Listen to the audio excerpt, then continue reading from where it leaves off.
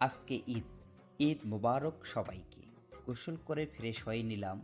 তারপর নতুন জামা কাপড় আর জুতা পরে নিলাম। সাথে একটু আতর দিলাম।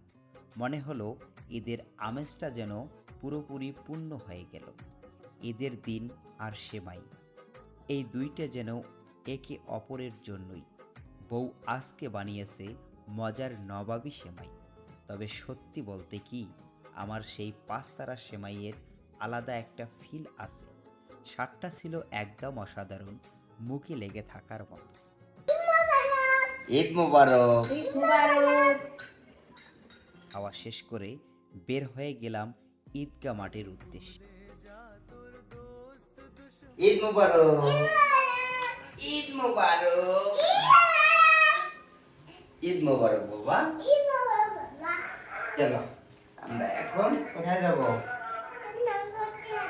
আজ ভুলে যা তোর দোস্ত দুশ্মন, হাত মিলাও হাতে। আজ ভুলে সাথে ছিল মাইন আর বাইজিৎ। ঈদের দিন তাদের সাথে গল্প করে করে ঈদগাহ মাঠে পৌঁছায় গেলাম। চারপাশে সবাই নতুন পোশাকে, হাসি মুখে, একটা সুন্দর শান্তির পরিবেশ। আলহামদুলিল্লাহ, সবার সাথে মিলেমিশে আদায় করলাম ঈদুল ফিতরের নামাজ। এই অনুভূতিটা আসলে ভাষায় প্রকাশ করার মতো না। এটাই ঈদ, এটাই আনন্দ। ঈদ মুবারক। যা তোর দোস্ত দুশ্মন,